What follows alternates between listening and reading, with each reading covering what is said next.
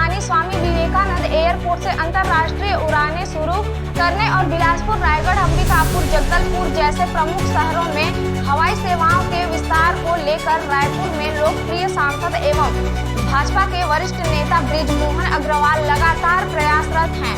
इसी कड़ी में बृजमोहन अग्रवाल ने शुक्रवार को लोकसभा में शून्यकाल के दौरान छत्तीसगढ़ में हवाई सेवाओं के विस्तार और रायपुर हवाई अड्डा को अंतर्राष्ट्रीय दर्जा देने की मांग उठाई है। बृजमोहन अग्रवाल ने अपने संबोधन में कहा कि छत्तीसगढ़ औद्योगिक, आर्थिक और सांस्कृतिक रूप से देश का एक उभरता हुआ राज्य है। यहाँ Balco, Jindal Bhilai steel plant, Hindalco, NMDC, NTPC जैसे कई बड़े उद्योग स्थापित हैं। इसके अलावा राज्य में 32% आदिवासी, 12% अनुसूचित जनजाति समुदाय के लोग निवास करते हैं। रायपुर हवाई अड्डे से प्रति माह 60,000 से 70,000 लोग देश विदेश की यात्रा करते हैं। साथ ही कई अंतर्राष्ट्रीय निवेशक छत्तीसगढ़ में निवेश के इच्छुक हैं, किंतु अंतर्राष्ट्रीय उड़ानों की अनुपलब्धता के कारण निवेश की भावनाओं को पूरी तरह से साकार नहीं किया जा सकता है।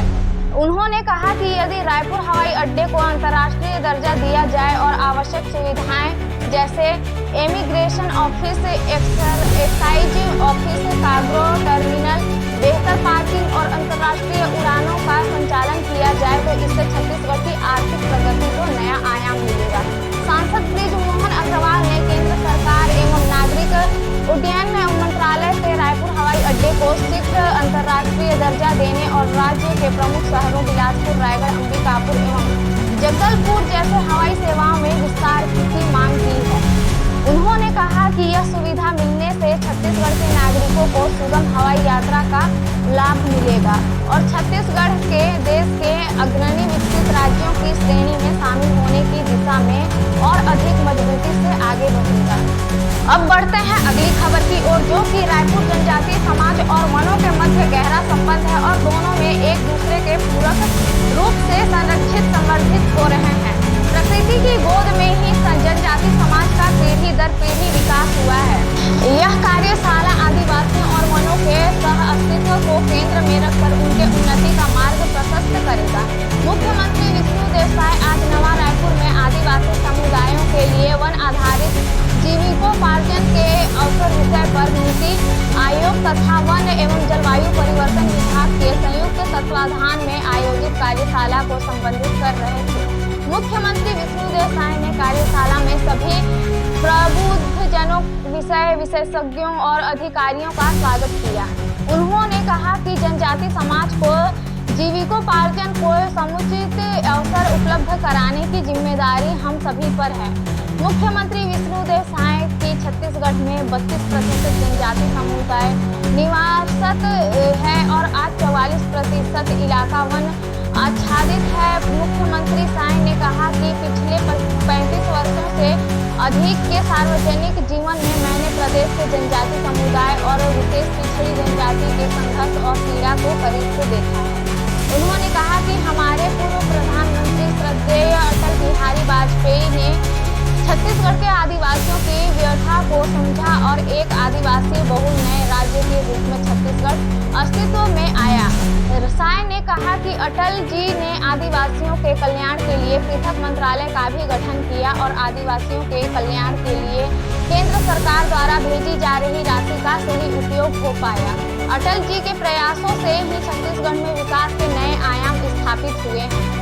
मुख्यमंत्री साय ने कहा कि प्रदेश में कोई भी भूखा न रहे, इस उद्देश्य से पूर्व मुख्यमंत्री डॉक्टर रमन सिंह ने प्रदेश में व्यापक स्तर पर PDS सिस्टम लागू कर लोगों को सस्ते दर पर अनाज उपलब्ध कराया। उन्होंने समर्थन मूल्य पर वनोपज की खरीदी प्रारंभ की, जिसने आदिवासियों को आर्थिक रूप से मजबूत करने का काम किया।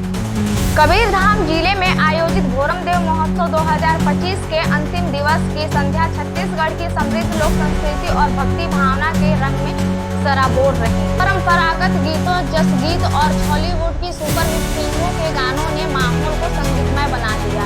महोत्सव के दूसरे दिन आयोजित भव्य सांस्कृतिक संध्या का शुभारंभ उप मुख्यमंत्री श्री विजय शर्मा सहित अन्य जनप्रतिनिधियों ने दीप प्रज्वलन कर साथ विधिवत रूप से किया। यह महोत्सव छत्तीसगढ़ के ऐतिहासिक, पुरातात्विक, धार्मिक और पर्यटन स्थलों में से विशेष स्थान रखने वाला बाबा भोरमदेव मंदिर की गरिमा को और अधिक बढ़ाने वाला आयोजन रहा है।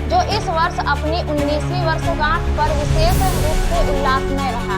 महोत्सव समापन के पूर्व बाबा भोरमदेव मंदिर के शिव जी का विधिवत प्रातःकाल महाअभिषेक 1000 नामों से सहस्त्र चरणम रुद्राभिषेक विशेष श्रृंगार आरती की गई। दूसरे पहर सायंकाल में सहस्त्रधारा से महाअभिषेक श्रृंगार महाआरती भस्म आरती शिव सरोवर के सामने भगवान करुण देव का पूजन दीपदान गंगा आरती की गई।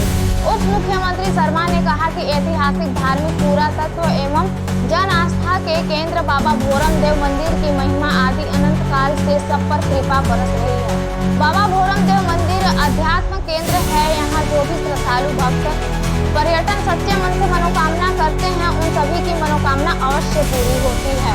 हर वर्ष चैत्र कृष्ण के 13वें दिन युगों युग से मेला उत्सव होते आया है। यह अब उत्सव एक महोत्सव का रूप ले लिया है। उन्होंने कहा कि छत्तीसगढ़ सरकार भोरमदेव मंदिर और उसके आसपास के ऐतिहासिक स्थलों के समग्र विकास के लिए कार्य कर रही है। बाबा भोरमदेव के आशीर्वाद से यह क्षेत्र तेजी से विकास के पथ पर अग्रसर हो रहा है।